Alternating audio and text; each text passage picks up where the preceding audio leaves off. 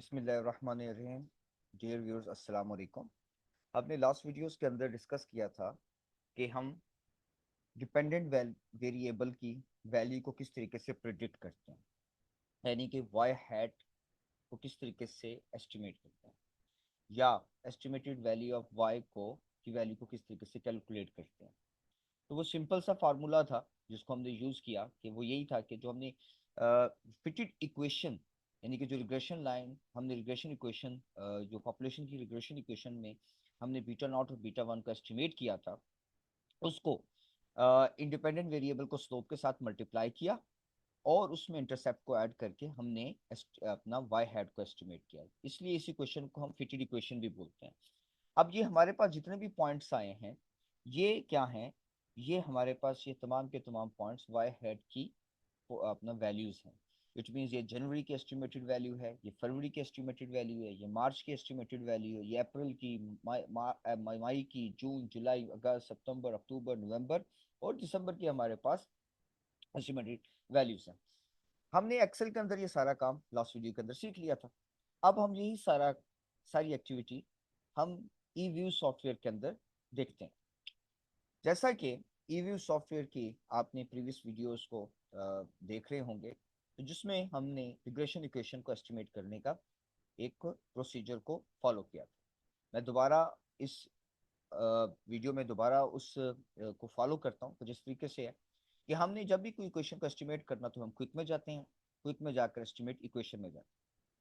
Estimate equation में जब equation estimation आती है, तो यहाँ पर पहले हम डिपेंडेंट वेरिएबल भी लिखते हैं। डिपेंडेंट वेरिएबल का नाम क्या है? ए सेल्स, सी सी मीन्स इंटरसेप्ट और एडवर्टीजमेंट। ओके, तो एडीवी। तो इसीलिए अगर हम कोई भी एस्टिमेशन करना चाहते हैं और उसमें सी को इंटरसेप्ट, यानी इंटरसेप्ट को हम नहीं शामिल करना चाहते, जैसा शो यू कि मैं इंटरसेप्ट को शामिल नहीं करना चाहता, तो मैं सेल स्पेस एडवर्टीजमेंट लिखूंगा। तो आप यहाँ देखेंगे कि सेल डिपेंडेंट वेरिएबल है, एडवर्टीजमेंट इंडिपेंडेंट वेरिएबल है और उसमें इंटरसेप्ट नहीं है। लेकिन मैं यहाँ पर इंटरसेप्ट चाहता हूँ, तो इसीलिए मैंने सी और स्पेस एडवर्टीजमेंट लिख दिया। अब मैंने ओके कर दिया, तो आपके सामने sale is the function of advertisement, जिसमें इंटरसेप्ट या स्लोप है, वो दोनों हमें एस्टिमेट होकर हमें यहाँ पे मिल रहे हैं। अच्छा, अब यहाँ पर अगर मैं साथ के साथ एक ये भी आपको बताता चलूँ, मैं इस इक्वेशन को भी सेव करना चाहता हूँ, तो इसको मैं नेम दे दूँ। नेम नेम इक्वेशन 01 के नाम से मैं ओके कर देता हूँ। जैसे ओके किया, तो आप यहाँ पर देखेंगे इक्वेशन 01 के नाम से एक ऑब्जेक्ट क्रिएट हो गया, EQ01, और उसके साथ जो आइकॉन है उसके अंदर इक्वल का साइन है। इट मीन ये इक्वेशन है। अब मैं इसको क्लोज कर देता हूँ। अब मैं कंट्रोल एस करके इस इक्वेशन इसको सेव कर दिया। तो अब इसको मैंने जब भी मैं फाइल को क्लोज करके दोबारा अगर मुझे रिस्टार्ट करने का मौका मिले, तो जब भी मैं इस ऑब्जेक्ट पे क्लिक करूंगा, तो वो इक्वेशन जो मैंने ऑलरेडी एस्टिमेट की हुई है, तो वो मुझे एस्टिमेशन मेरे सामने आ जाएगी। ये उस सूरत में होता है कि जब आप इक्वेशन को एस्टिमेट कर लें, तो आप उसको सेव रखें।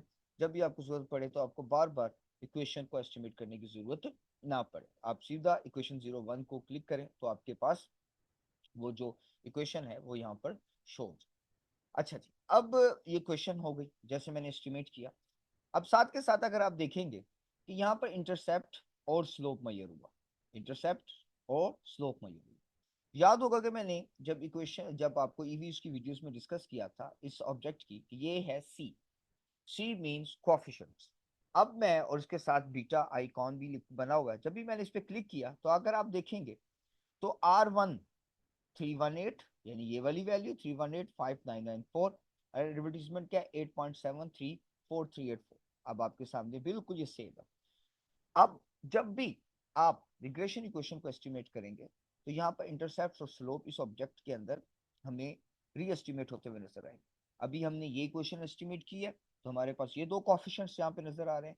अगर मैं कोई एक और इक्वेशन एस्टिमेट करता हूँ, जिसमें एक इंडिपेंडेंट वेरिएबल और ऐड कर देता हूँ, या जहाँ पे कॉफिशिएंट्स की वैल्यूज चेंज हो जाती हैं, तो मैं जब इस ऑब्जेक्ट की फाइल को दोबारा ओपन करूंगा, तो यहाँ पर मुझे कॉफिशिएंट्स जो होंगे वो चेंज होते हुए मुझे मिलेंगे, और वही होंगे जो कॉफिशिएंट जो इस इक्वेशंस में जो मैंने लास्ट टाइम एस्टिमेट।